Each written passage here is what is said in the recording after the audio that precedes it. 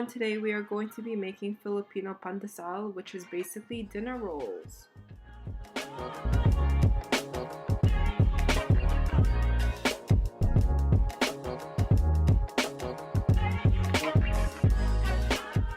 So what you want to do is you want to grab a bowl and you want to add 2 cups of warm water. Then you need to get 2 teaspoons of yeast and 1 tablespoon of sugar. So let's just pour all those ingredients in. So I'm going to start off with my sugar. I'm going to mix it all up. Then I'm going to grab my yeast. So I'll pour that all in, and then I'm just going to mix everything up. You want to make sure that all these ingredients are mixed in properly, and then you just want to leave this in for 10 minutes. After 10 minutes, your yeast mixture should look something like this, where it's all nice and bubbly. You then want to add 6 cups of bread flour, 1/3 cup of oil, half a cup of sugar, and 1.5 teaspoons of salt. Right now I'm going to start off by adding our salt. Then I'm going to add our sugar. I'm slowly going to mix all of these ingredients together. Then once you're done mixing, you just want to create a little hole just to add in our oil.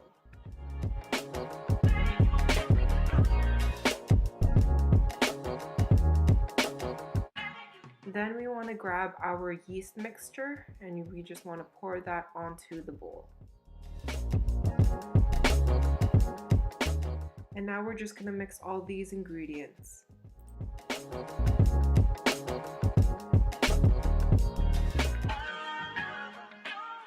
Now that our dough is nice and formed, what you want to do is you just want to slowly grab it and place it onto your countertop.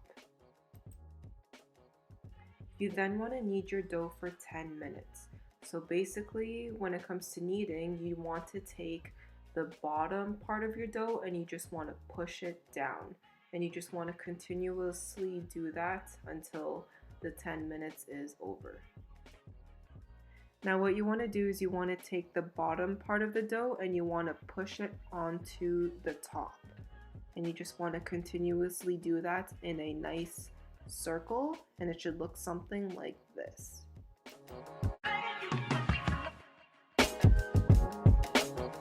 You then want to flip your dough and you should have a nice flat surface on top, and using your pinkies you just want to slowly make a nice circular motion. And there we go, that is our dough.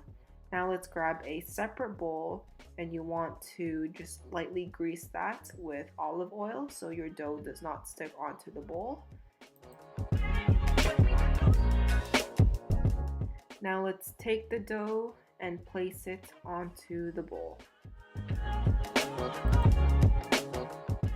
You want to grab saran wrap to cover up the dough, and then you want to make sure that there's no air coming out. Once that's done, you want to set this aside for 2 hours.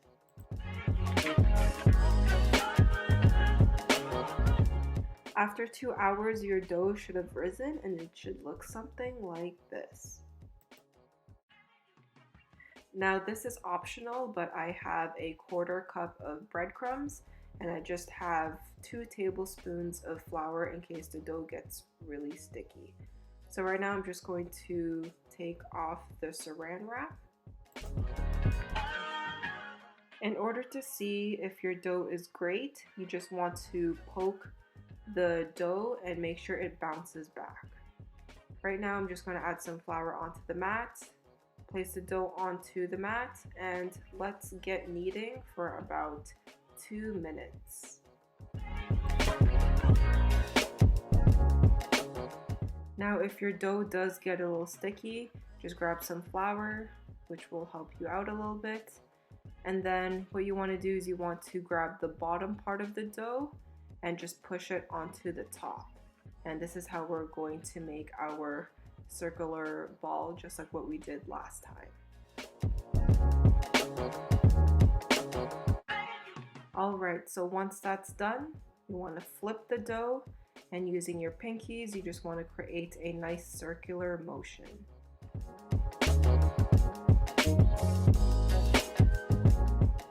Now let's carefully cut the dough in half. And once you cut it in half, your dough should look something like this. So your dough should be nice and risen. I'm just going to carefully create a little ball out of this. And then what I'm going to do now is I'm just going to simply roll this half of the dough. Now what you want to do is you want to cut the dough into small little pieces, but it really depends on how big you want your pandesal to be.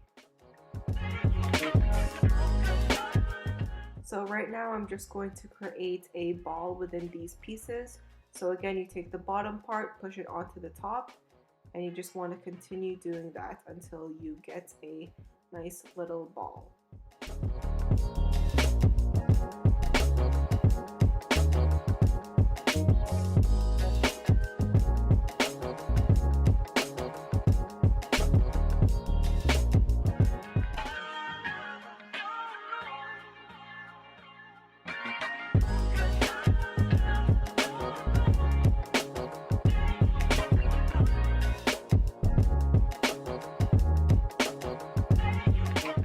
Now once you're done, you can grab one of your circular doughs that you created and then just put it on some breadcrumbs. You then want to grab a tray and place parchment paper on top of it, and then you want to continue the same process over and over again until all your dough is complete.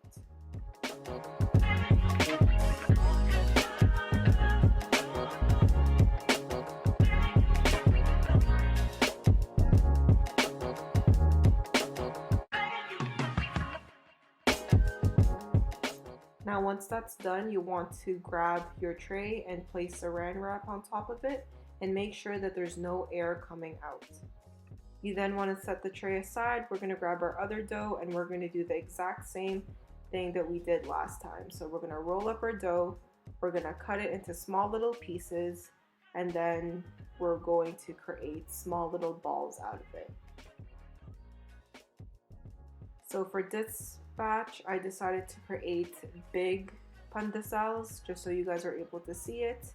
And then once that's done, again, you want to wrap it with saran wrap. And you want to rise your doughs for 30 minutes.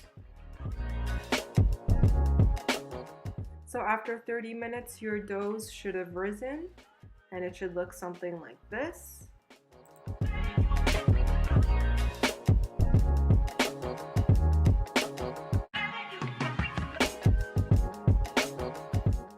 You then want to bake your pandesals for 350 Fahrenheit for 20 minutes.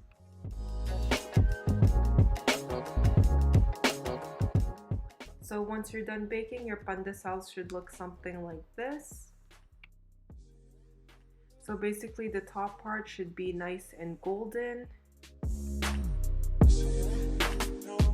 And on the inside, it should be nice, soft, and fluffy. Hopefully you enjoyed my pandesal recipe. For more information, visit trywithrai.ca. Don't forget to subscribe and follow me on Facebook and Instagram.